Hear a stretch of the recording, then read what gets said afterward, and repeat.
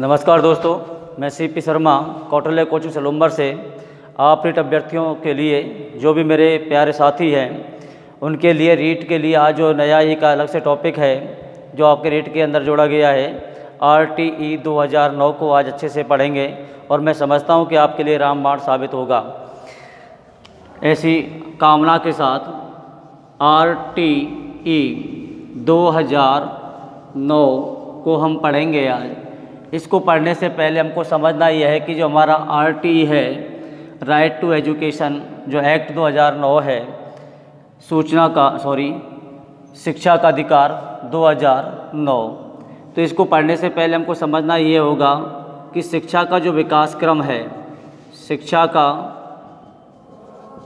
विकास क्रम, इसको जानने के लिए हमको सबसे पहले आवश्यकता होगी कि हमें कौन कौन सी चीज़ें पढ़नी है, कौन कौन से सनों के अंदर पढ़ना है। तो सबसे पहले बात करें, हम यहाँ पर लिख लेते हैं कौन कौन से सनों के बारे में पढ़ेंगे, कब क्या शिक्षा के अंदर परिवर्तन हुआ। तो बात करें नंबर 1 पर, सबसे पहले सन 1781 की बात करें, 1791 को पढ़ेंगे।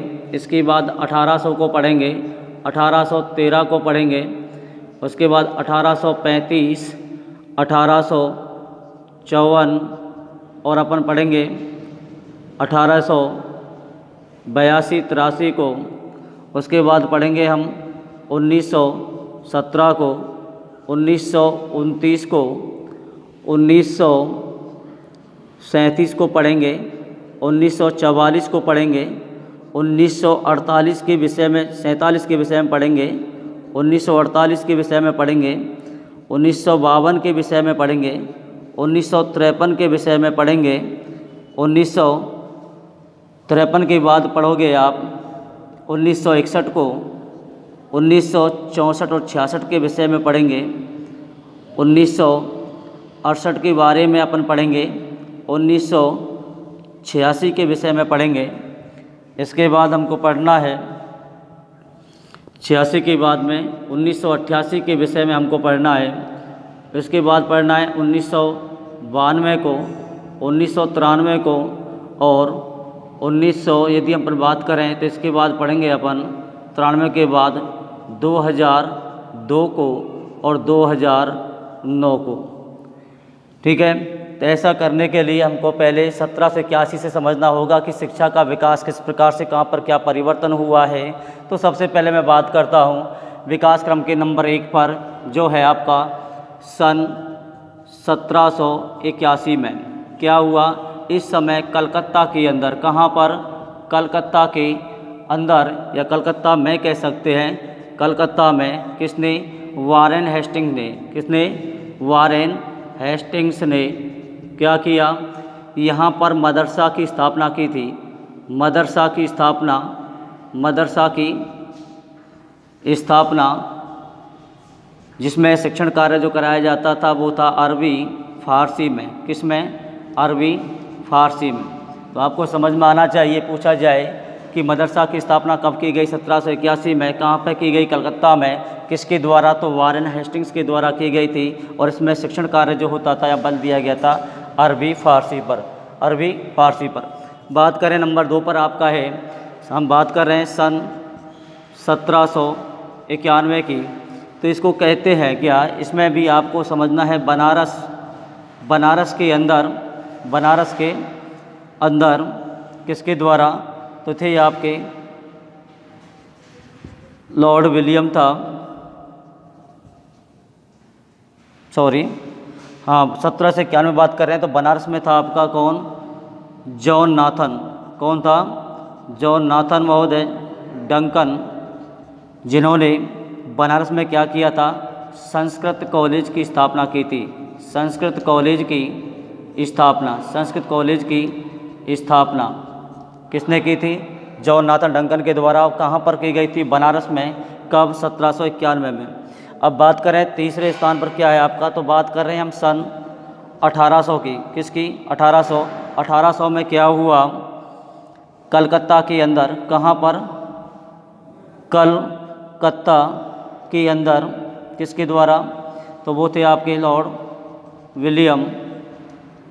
विलियम ने क्या किया, तो इन्होंने कलकत्ता के अंदर 1800 में, कब 1800 में कलकत्ता के अंदर इन्होंने क्या किया था,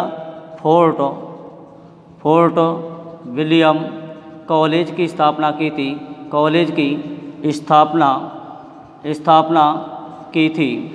और ये स्थापना किसके लिए की गई थी, तो बात करें इन्होंने असैनिक अधिकारियों के लिए की थी। किसके लिए, असैनिक अधिकारियों के लिए, असैनिक अधिकारियों के लिए इसकी स्थापना की गई थी।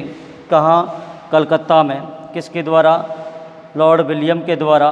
कहाँ पर, तो फोर्ट विलियम कॉलेज की स्थापना की थी कलकत्ता के अंदर असैनिक अधिकारियों के लिए।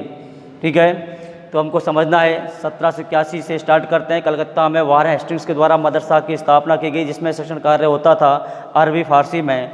और 1751 में बात करें, बनारस के अंदर जॉन नाथन डंकन के द्वारा संस्कृत कॉलेज की स्थापना की गई थी। बात करते हैं सन 1800 में हुआ क्या, कलकत्ता के अंदर लॉर्ड विलियम के द्वारा फोर्ट विलियम कॉलेज की स्थापना की गई थी, जिसमें असैनिक अधिकारियों के लिए यहाँ पर कार्य किया गया। ठीक है, अब इसके बाद बात करें तो नंबर 4 पे है आपका 1835। क्या है, 1835 की बात करें तो देखिए सन 1835 की बात कर रहे हैं, 1813 है। हाँ, सन 1813 में बात करें, क्या है, सन 1813। तो 1813 में यदि हम बात करें तो यहाँ पर क्या था, यह प्रथम चार्टर एक्ट था। क्या था, यह प्रथम चार्टर एक्ट था जिसने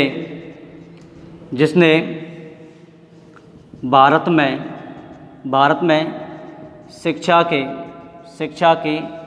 प्रचार एवं प्रसार हेतु कार्य किया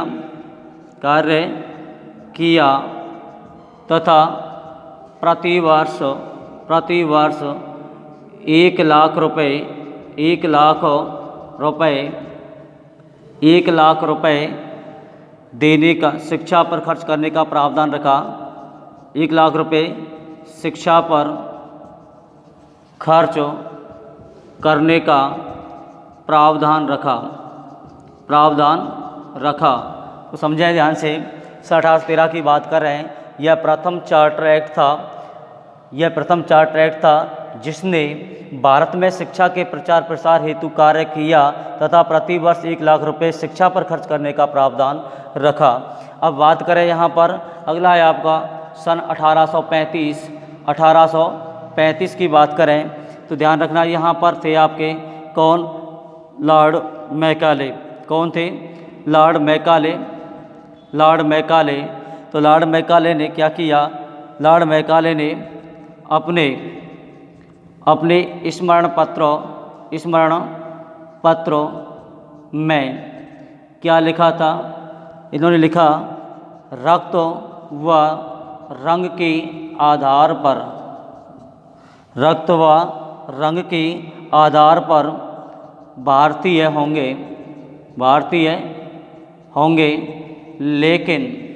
लेकिन विचारों से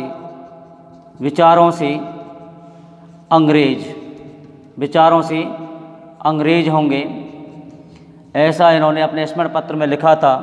कब, तो इन्होंने जो स्मरण पत्र लिखा वो 2 फरवरी 1835 को लिखा था। लेकिन आपको ये पूछा जाएगा कि लॉर्ड मैकाले ने, यदि ये वाक्य दे दिया जाए कि किसके द्वारा लिखा गया है या किसके द्वारा इसको बोला गया था, तो ये थे हमारे लॉर्ड मैकाले, जिन्होंने क्या, इनका एक उद्देश्य था, इसके तहत इन्होंने क्या, भारत में अंग्रेजी शिक्षा पर बल दिया।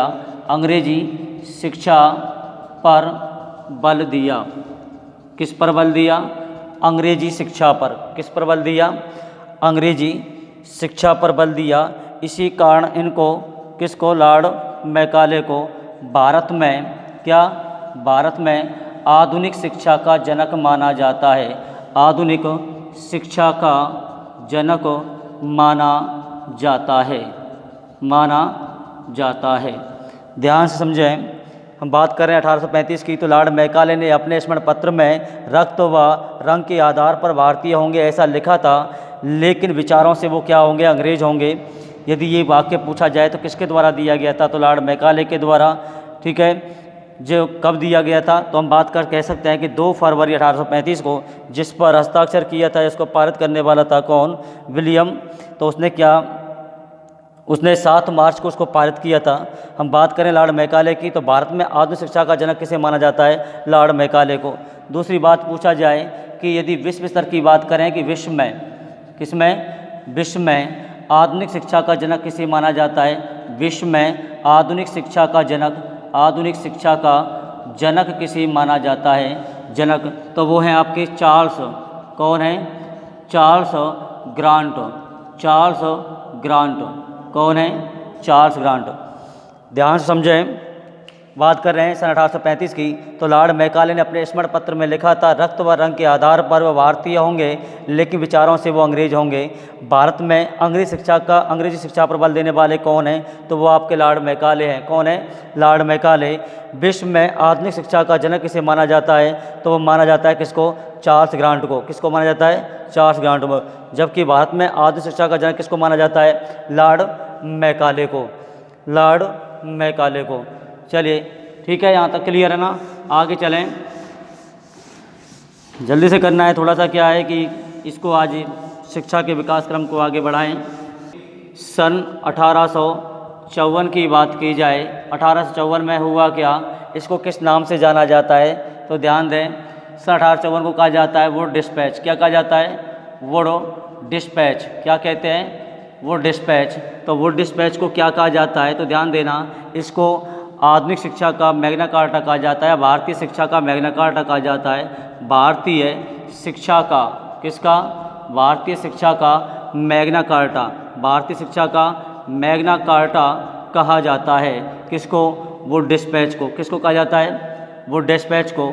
यदि इसकी बात करें, इसका उद्देश्य क्या था, तो ध्यान से समझना, इसने क्या कहा, इसने कहा कि प्राथमिक या प्राइमरी, भारत में प्राथमिक पाठशालाओं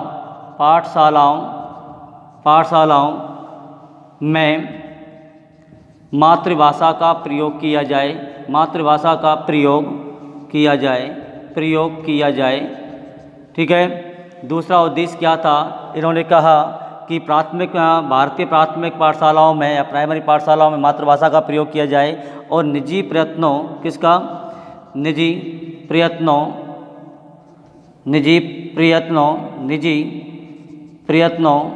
पर बल दिया गया।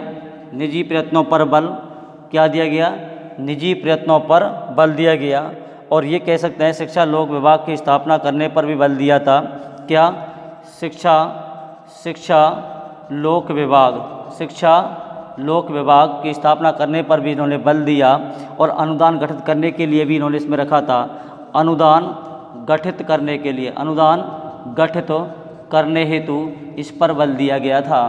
तो वुड डिस्पैच 1854 भारतीय शिक्षा का मैग्ना कार्टा कहा जाता है। क्या कहा जाता है, भारतीय शिक्षा मैग्ना कार्टा किसको कहा जाता है, तो वुड डिस्पैच को। कब, 1854 में इसे रखा गया था।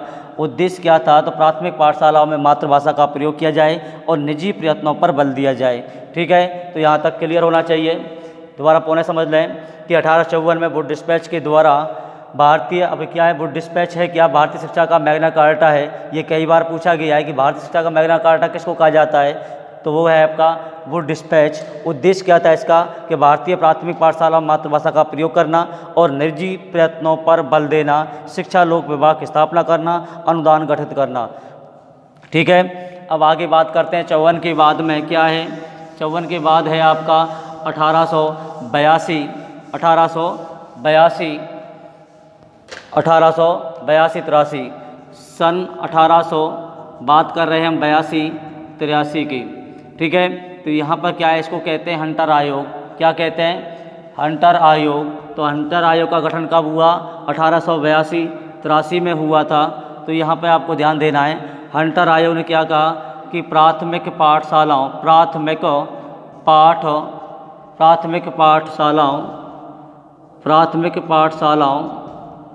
पाठशालाओं में सुधार करना। क्या था, सुधार करना। ध्यान दें, प्राथमिक पाठशालाओं में सुधार करना क्या है, प्राथमिक पाठशालाओं में सुधार करना। और इसका मुख्य उद्देश्य और भी क्या था, तो उसमें रखा गया था की जो शिक्षा है उसमें साहित्यिक क्या साहित्यिक यानी साहित्य एवं व्यवसाय शिक्षा पर बल दिया। व्यवसाय शिक्षा पर बल दिया। शिक्षा पर बल। तो ध्यान दें, हंटर आयोग 1882-83 में गठित किया गया, जिसमें कहा गया था कि प्राथमिक पाठशाला है उनमें को सुधार करना है। क्या करना है? सुधार करना है, जिसके तहत साहित्य व व्यवसाय शिक्षा पर बल दिया जाए। किस पर बल दिया जाए? साहित्य एवं व्यवसाय शिक्षा पर बल दिया जाए। तो इसके बाद अपन बात करें किसकी, तो अगला है आपका, इसके बाद आता है 1917। क्या आता है? सन 1917 की बात करें, सन 1917 में बात करें, इसमें क्या हुआ? तो इसमें हुआ था आपका क्या, इसके अंदर हुआ था सेल्डर आयोग। क्या हुआ था? सेल्डर आयोग का गठन हुआ। सेल्डर आयोग, इसमें 3 सदस्य थे। कितने सदस्य? इसमें सदस्य संख्या थी, सदस्य संख्या कितनी थी? 3। कितने थे? 3 में जो अध्यक्ष था, या कह सकते हैं जो अध्यक्ष था, जो अध्यक्ष था वो था आपका सेल्डर। कौन था? सेल्डर। और अन्य जो सदस्य थे, अन्य सदस्यों की बात करें, अन्य सदस्यों में थे, एक थे आपके आशुतोष। क्या था? आशुतोष मुखर्जी। कौन था? आशुतोष मुखर्जी। और दूसरे थे आपके जियाउद्दीन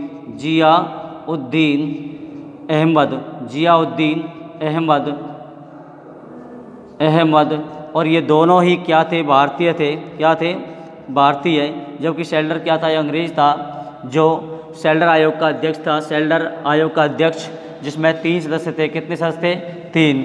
इसमें अध्यक्ष था सेल्डर। अन्य 2 सदस्यों में एक थे आपके आशुतोष मुखर्जी और दूसरे हैं जियाउद्दीन अहमद। ये दोनों ही भारतीय थे। अब सेल्डर आयोग के उद्देश्य की बात करें कि इसके मुख्य उद्देश्य क्या थे, तो ध्यान रखें, इन्होंने कहा कि स्नातक, क्या कहा? स्नातक 3 वर्षीय होना चाहिए। क्या होना चाहिए? 3 वर्षीय होना चाहिए। और उन्होंने क्या दिया इसमें कहा कि महिला शिक्षा, क्या? महिला शिक्षा ऑनर्स पाठ्यक्रम व सामान्य पाठ्यक्रम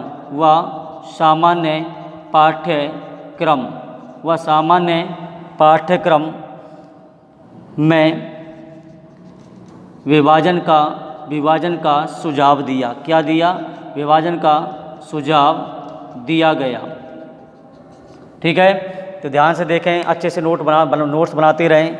जब भी आपको लग रहा है कि वीडियो थोड़ा तेज़ चल रहा है, तो इसमें आपको अच्छे से समझना है। ये बहुत ही मोस्टली है, इनको अच्छे से आप क्लियर करें। वीडियो को बीच बीच में रोक के देखते रहें और अधिक से अधिक इसको शेयर लाइक करें, सब्सक्राइब करें। 1917 सेल्डर आयोग, सदस्य हैं 3, अध्यक्ष हैं सेल्डर महोदय और अन्य सदस्यों में एक आशुतोष मुखर्जी हैं, दूसरे हैं जियाउद्दीन अहमद। ये दोनों ही भारतीय थे। अब इसके उद्देश्य क्या थे कि स्नातक को 3 वर्षीय किया जाए और महिला शिक्षा ऑनर्स पाठ्यक्रम व सामान्य पाठ्यक्रम में विभाजन का सुझाव दिया गया था। किसके तहत? सेल्डर आयोग के तहत। किसके तहत? सेल्डर आयोग के तहत। अब मैं आगे चलता हूँ। इसके 1917 की बात करें तो 17 के बाद आता है 1929। क्या आता है? 1929 आता है। 1929 की बात करें, सन 1929 की बात करें तो इसमें क्या क्या प्रावधान थे, थोड़ा समझना है। क्या है ये? 1929 को कहते हैं हार्टोग समिति। क्या कहते हैं? हार्टोग समिति। हार्टोग कमेटी का गठन किया गया। हार्टोग कमेटी का गठन कब किया गया था? तो ये किया गया था 1929 में। कब किया गया? 1929 में हार्टोग समिति का गठन किया गया था। इस समिति का ध्यान रखें, सर्वाधिक नुकसान प्राथमिक शिक्षा को इसी के द्वारा पहुंचाया गया, इसी के द्वारा हुआ। सर्वाधिक नुकसान प्राथमिक शिक्षा को इसी के द्वारा हुआ था, हार्टोग समिति। अब बात करें इसके क्या है, इसने क्या कार्य किया था, तो यदि बात करें इसका कार्य की या इसके उद्देश्य की, तो इसने कहा कि भाई प्राथमिक शिक्षा, क्या प्राथमिक शिक्षा पर बल तो दिया, प्राथमिक शिक्षा पर बल दिया, ध्यान दें, लेकिन प्राथमिक शिक्षा पर बल दिया, लेकिन अनिवार्यता का विरोध किया, लेकिन अनिवार्यता का विरोध किया। क्या किया? विरोध किया। दूसरी बात करें, इसने क्या, उच्चतर या माध्यमिक शिक्षा की बात करें, उच्चतर या माध्यमिक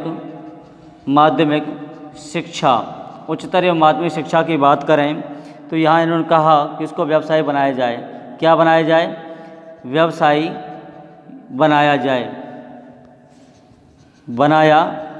जाए। ठीक है, तो यहाँ तक आपको समझ में आना चाहिए। सन 1929 की बात कर रहे हैं, हार्टॉग समिति या हार्टॉग कमेटी गठन किया गया। सर्वाधिक नुकसान प्राथमिक शिक्षा को हुआ है, तो वो इसी के द्वारा हुआ था। क्या कि इसने उद्देश्य क्या था? प्राथमिक शिक्षा पर बल देना, लेकिन इसने अनिवार्यता का भी विरोध किया था। क्या किया था? अनिवार्यता का विरोध। अब बात करें दूसरा क्या है, उच्चतर या माध्यमिक शिक्षा की बात करें तो उसने कहा कि इसको व्यवसाय पर बल दिया जाए, इसको व्यवसाय बनाया जाए। क्या बनाया जाए? व्यवसाय बनाया जाए। अब आगे बात करें 29 के बाद बात करते हैं 1937 की। 1937 की किसकी? 1937 की। ध्यान दें, 1937 यानी सन 1937 की बात कर रहे हैं। 1937 में क्या हुआ? तो इसको कहते हैं, ध्यान दीजिएगा, बेसिक, क्या कहते हैं? बेसिक शिक्षा आयोग। क्या कहते हैं? बेसिक शिक्षा आयोग। क्या कहते हैं? बेसिक शिक्षा आयोग। तो ये ध्यान दीजिए, संबंधित है महात्मा गांधी से, M.K. गांधी जी से ये संबंधित है, गांधी जी। ठीक है, इनके द्वारा दिया गया था। बेसिक शिक्षा आयोग 1937 की बात कर रहे हैं। इसको अन्य नाम से भी जाना जाता है। इसको हम अन्य नाम की बात करें, अन्य नाम तो क्या कह सकते हैं? वर्धा शिक्षा आयोग। क्या? वर्धा शिक्षा आयोग भी इसी को कहा जाता है। किसको? बेसिक शिक्षा आयोग 1937 को महात्मा गांधी जी के द्वारा दिया गया और इसको अन्य नाम कहा जाता है वर्धा शिक्षा आयोग। अब इस आयोग के उद्देश्य क्या थे? इस आयोग के मुख्य उद्देश्य क्या है? तो उद्देश्यों की बात करें तो पहला ही उद्देश्य था इसके अंदर क्या इसने रखा कि भाई जो शिक्षा है वो 7 से 14 वर्ष तक अनिवार्य एवं निःशुल्क होनी चाहिए। कैसी होनी चाहिए? निःशुल्क होनी चाहिए, अनिवार्य एवं निःशुल्क होनी चाहिए। ध्यान से समझें, उन्होंने कहा कि शिक्षा 7 से 14 वर्ष तक अनिवार्य एवं निःशुल्क होनी चाहिए। और इन्होंने दूसरा कहा कि शिक्षा के अंदर मातृभाषा का प्रयोग किया जाए। किसका? मातृभाषा के प्रयोग पर बल दिया, या मातृभाषा का प्रयोग किया जाए, मातृभाषा का प्रयोग किया जाए। ठीक है, तीसरी बात करें, इन्होंने कहा कि शिक्षा के अंदर अधिक से अधिक क्या किया जाए? तो इन्होंने कहा हस्तकौशल एवं, या पर कह सकते हैं हस्तकौशल या शिल्प कौशल पर बल दिया। क्या किया? बल दिया। ठीक है, तो यहाँ से समझ में आना चाहिए। 1937 की बात कर रहे हैं। इसको कहा जाता है बेसिक शिक्षा आयोग। M.K. गांधी जी, महात्मा गांधी जी जो हमारे हैं, मोहनदास करमचंद गांधी जी। अन्य नाम इसको शिक्षा आयोग को किस नाम से जानते हैं? वर्धा शिक्षा आयोग। उद्देश्य क्या है? 7 से 14 वर्ष के बच्चों के लिए अनिवार्य एवं निःशुल्क शिक्षा होनी चाहिए और मातृभाषा का इसमें प्रयोग किया जाए। और हस्तकौशल, छात्रों के लिए शिक्षा के अंदर अधिक से अधिक हस्तकौशल या शिल्प कौशल का कार्य कराने पर बल दिया जाए। ठीक है, इसके बाद बात करते हैं 1944 की।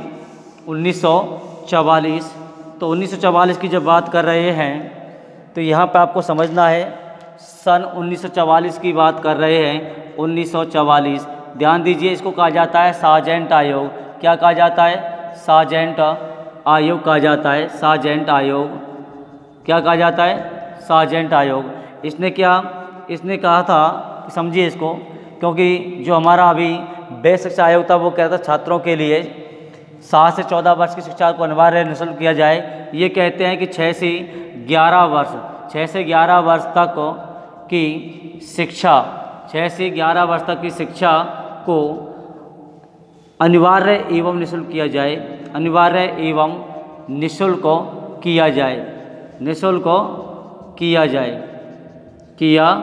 जाए। फिर कहते हैं कि 11 से 17 वर्ष 11 से 17 वर्ष 11 से 17 वर्ष की शिक्षा को व्यवसाय बनाया जाए, व्यवसाय को बनाया जाए या बनाने पर बल दिया, बनाने पर बल दिया। ठीक है, समझना है। बेसिक शिक्षा आयोग में कहा गया था 7 से 14 वर्ष शिक्षा को अनिवार्य निःशुल्क किया जाए। यहाँ सार्जेंट आयोग में कहा गया है कि 6 से 11 वर्ष तक शिक्षा को अनिवार्य निःशुल्क किया जाए और 11 से 17 वर्ष की जो शिक्षा है उसको व्यावसायिक बनाया जाए। क्या बनाया जाए? व्यावसायिक बनाया जाए। अब बात करते हैं यहाँ 44 के बाद 47 की। किसकी बात करें? 47 की। तो 47 में ध्यान रखना है, 47 हम बात कर रहे हैं सन 1947 की। किसकी? 47 की। तो इस समय एक समिति का गठन हुआ जिसको कहा जाता है खैर समिति। क्या कहा जाता है? खैर समिति। तो खैर समिति का गठन हुआ 1947 में और इसमें क्या रखा गया था कि जो शिक्षा है वो सार्वभौमिक। क्या है? सार्वभौमिक। कौन सी? प्राथमिक। सार्वभौमिक प्राथमिक। सार्वभौमिक प्राथमिक शिक्षा को 10 वर्ष में 10 वर्ष के समय में कम लागत में प्राप्त किया जाए। कम लागत में प्राप्त किया जाए। कम लागत में प्राप्त किया जाए। तो ये बल किसने दिया था? खैर समिति 1947, जिसमें कहा गया सार्वभौमिक प्राथमिक शिक्षा को 10 वर्ष के अंदर 10 वर्ष के समय में कम लागत में प्राप्त कर लिया जाए। इसके बाद बात करते हैं 47 के बाद बात करते हैं 1948 की। 1948 की 1948 की बात करते हैं। 1948 तो हम बात कर रहे हैं सन 1948 की। 1948 तो इसको कहा जाता है राधा कृष्णन आयोग। क्या कहा जाता है? राधा कृष्णन आयोग। राधा कृष्णन आयोग कहा जाता है। ठीक है, इसी को कहते हैं भारतीय शिक्षा आयोग। क्या कहते हैं? भारतीय शिक्षा आयोग। ध्यान दीजिएगा। लग रहा है आपको मैं थोड़ा तेज चल रहा हूँ रफ्तार में, लेकिन मैटर बहुत ज़्यादा है, थोड़ा इतना वीडियो लंबा हो जाएगा, इसलिए थोड़ा स्पीड में कराना पड़ रहा है मेरे को। ठीक है, तो यहाँ अच्छे से आप समझते रहें और इसको थोड़ा देखें ध्यान से। जैसे हम बात करें, यहाँ हम बात कर रहे थे अभी राधा कृष्ण आयोग की। तो राधा कृष्ण आयोग जो है हमारा भारतीय शिक्षा आयोग भी इसको कहा जाता है। अब इसके मुख्य उद्देश्य क्या थे? तो ध्यान दीजिए, इसके उद्देश्य क्या है। ये सही नहीं चल रहा है थोड़ा सा। हाँ जी, तो इसके मुख्य उद्देश्य क्या है? मुख्य उद्देश्य यानी इसके उद्देश्यों की बात करें तो उद्देश्य क्या रखे गए थे? तो देखिए, सबसे पहले उद्देश्य की बात करें, सबसे पहले उद्देश्य की बात करें तो यहाँ पर आपको ध्यान रखना है। नंबर 1 में इन्होंने कहा कि विश्वविद्यालय से पूर्व 12 वर्ष की शिक्षा होना अनिवार्य है। ठीक है, दूसरी बात करते हैं, ये क्या कहा इन्होंने पुनः फिर कह दिया कि देखिए, इन्होंने क्या कह दिया, दूसरा उद्देश्य है, तो ये ध्यान दें, कार्य दिवस। क्या? कार्य दिवस। कार्य दिवस। कार्य दिवस। एक सेकंड देखें। कार्य दिवस। कार्य दिवस कम से कम 180 दिन होना चाहिए। कितना? 180 दिन हो। कार्य दिवस कम से कम कितना होना चाहिए? 180 दिन होना चाहिए। तीसरा इन्होंने दिया क्या कि जो शिक्षा है, क्या है? शिक्षा को समवर्ती सूची का विषय बनाया जाए। किसका?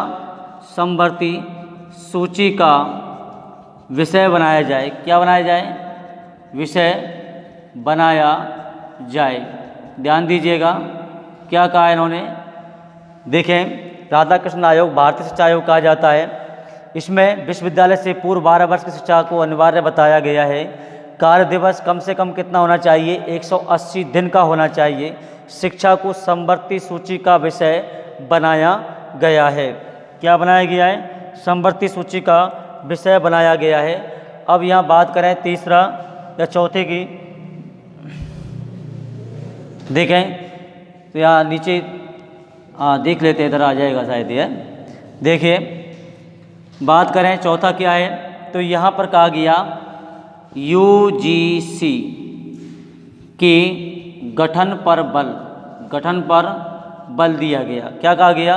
कि यूजीसी का गठन किया जाए, अर्थात यूजीसी यूनिवर्सिटी ग्रांट कमीशन विश्वविद्यालय अनुदान आयोग, क्या कहेंगे?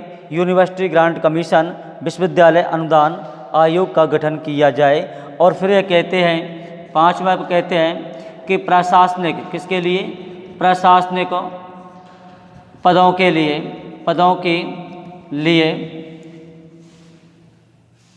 स्नातक, क्या? स्नातक की अनिवार्यता नहीं हो, कि अनिवार्यता नहीं हो। तो ध्यान से समझें, राधाकृष्ण आयोग 1948, जिसमें राधाकृष्ण आयोग को हम भारतीय शिक्षा आयोग के नाम से भी जानते हैं। पहला इसका मुख्य उद्देश्य है विश्वविद्यालय से पूर्व, विश्वविद्यालय में आने से पहले 12 वर्ष की शिक्षा का होना अनिवार्य है। और कार्य दिवस के लिए बोला है कम से कम कितना होना चाहिए? 180 दिन होना चाहिए। बात करें तीसरा था, इन्होंने कहा कि शिक्षा को समवर्ती सूची का विषय बनाया जाए। पूछा जाए किस आयोग के द्वारा कहा गया था कि शिक्षा को समवर्ती सूची का विषय बनाया जाए, तो आपका आंसर होगा राधाकृष्ण आयोग 1948। अब इन्होंने क्या? यूजीसी के गठन पर बल दिया है, तो ध्यान दें, यूनिवर्सिटी ग्रांट कमीशन विश्वविद्यालय अनुदान आयोग। इन्होंने कहा कि प्रशासनिक पदों के लिए जो स्नातक है उसकी अनिवार्यता नहीं होनी चाहिए। ठीक है, तो इस प्रकार से हम 1948 के राधाकृष्ण आयोग को समझ सकते हैं। अब इसके बाद बात करें तो इसके बाद है आपका क्या? 48 के बाद बात करते हैं अपन 1952 में। किस में बात करते हैं? सन 1952 की बात करें, 1952, तो 1952 को कहा जाता है मुदालियर आयोग। क्या कहा जाता है? मुदालियर आयोग कहा जाता है। क्या कहा जाता है? मुदालियर आयोग। क्या कहा जाता है? मुदालियर आयोग।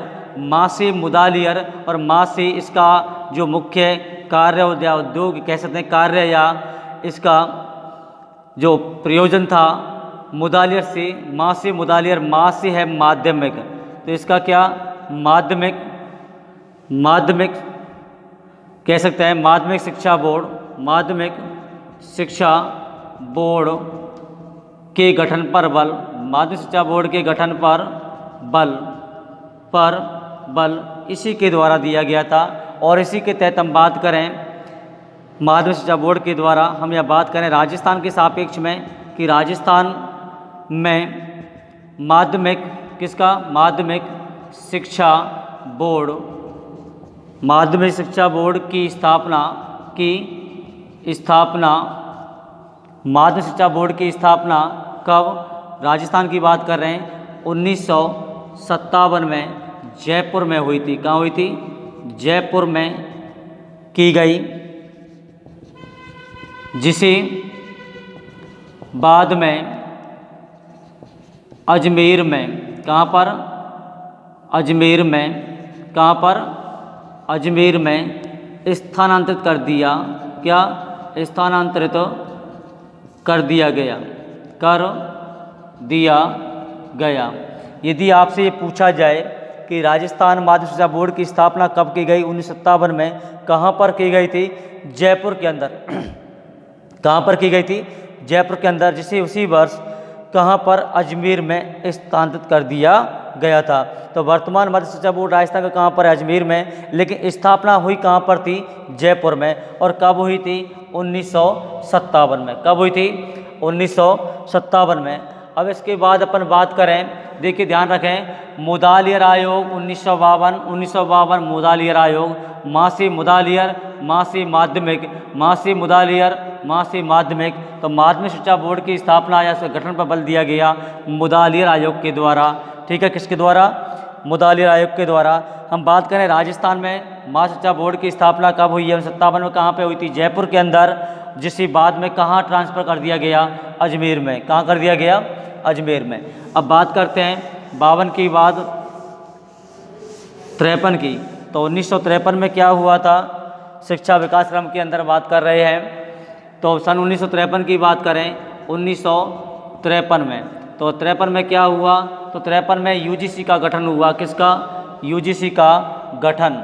यूजीसी का गठन कब हुआ? 1953 में। इसको कहा जाता है यूनिवर्सिटी ग्रांट कमीशन, अर्थात इसको कहते हैं विश्वविद्यालय, क्या कहते हैं? विश्वविद्यालय अनुदान आयोग। विश्वविद्यालय अनुदान आयोग, यूनिवर्सिटी ग्रांट कमीशन, यूजीसी का गठन 1953 के तहत हुआ। लेकिन इसने विधिवत कार्य कब किया? विधिवत रूप से कार्य कब किए? तो विधिवत रूप से कार्य करना इसने प्रारंभ किया था। विधिवत रूप से कार्य करना प्रारंभ किया कब से किया था? तो 1956 से। कब से? 1956 से इसने अपना विधिवत रूप से कार्य करना आरंभ किया था। ठीक है। तो यूजीसी गठन कब हुआ? 1953 में। यूजीसी को कहा जाता है यूनिवर्सिटी ग्रांट कमीशन, विश्वविद्यालय अनुदान आयोग, और इसने अपना विधिवत रूप से कार्य करना आरंभ कर दिया था 1956 से। कब से? 1956। अब 53 की बाद बात करें अपन, तो ध्यान दें 1961 की बात करते हैं। किसकी? 1961 की। तो सन 1961 की बात करें, सन 1961 में क्या हुआ? तो इसके तहत 1961 में एनसीईआरटी का गठन हुआ। एनसीईआरटी का गठन कब हुआ? तो ये पूछा जाए, ध्यान रखिए, नेशनल जो हमारा पाठ्यक्रम है, एनसीएफ अलग है, ये एनसीईआरटी की अपन बात कर रहे हैं। तो इसका गठन कब हुआ है? 1961 में हुआ है। किस में हुआ है? 1961। तो हम इसके बाद बात करें, यहाँ पे ध्यान दीजिएगा, इसके बाद बात करते हैं 1964-66 की। सन 1964 कितना? 1964-66। तो इसमें एक आयोग बना था। किसको? जिसको कहा जाता है कोठारी आयोग। क्या कहा जाता है? कोठारी आयोग। तो कोठारी आयोग का गठन कब हुआ? 1964-66 के अंदर हुआ था। इसमें ध्यान दीजिएगा, इन्होंने त्रिभाषा सूत्र पर बल दिया। किस पर बल दिया? त्रिभाषा सूत्र पर बल। त्रिभाषा सूत्र पर बल। तो त्रिभाषा के लिए 3 ध्यान रखें यहाँ पर, क्या क्या रखा था? समाज सेवा। क्या रखा? समाज सेवा और कार्य अनुभव। क्या जोड़ा? कार्य अनुभव। और एक था नैतिक शिक्षा। क्या था? नैतिक शिक्षा। ध्यान से समझें। कोठारी आयोग त्रिभाषा सूत्र पर बल, समाज सेवा, कार्य अनुभव और नैतिक शिक्षा को इसमें जोड़ा गया। ठीक है। और कोठारी आयोग ने भी किस पर बल दिया है? तो इसमें पाठ्यक्रम के अंदर बात करें तो उन्होंने मातृभाषा पर बल दिया है। किस पर बल दिया है? मातृभाषा पर बल। ठीक है। इसके बाद यदि अपन बात करें, ध्यान दीजिएगा, कोठारी आयोग 1964-66 त्रिभाषा सूत्र पर बल। मुख्य चीज़ ये है, ध्यान रखना है कि कोठारी आयोग का मुख्य उद्देश्य क्या था? त्रिभाषा सूत्र पर बल देना। समाज सेवा, कार्यानुभव, नैतिक शिक्षा, मातृभाषा पर बल दिया गया है। इसके बाद बात करें अपन, तो ध्यान दीजिए 66 के बाद बात करते हैं 1968 की। किसकी? 1968 की। तो सन 1968 की बात करें, 1968 इसको कहा जाता है क्या? राष्ट्रीय शिक्षा आयोग। क्या कहा जाता है? राष्ट्रीय शिक्षा आयोग। क्या कहा जाता है? राष्ट्रीय शिक्षा आयोग। ध्यान दीजिएगा, राष्ट्रीय शिक्षा आयोग किसको कहा जाता है? 1968 को कहा जाता है। ठीक है। इसका उद्देश्य क्या है? तो इसका उद्देश्य था 14 वर्ष, क्या 14 वर्ष तक की शिक्षा को अनिवार्य एवं निःशुल्क किया जाए। क्या किया जाए? निःशुल्क किया जाए। दूसरी बात करें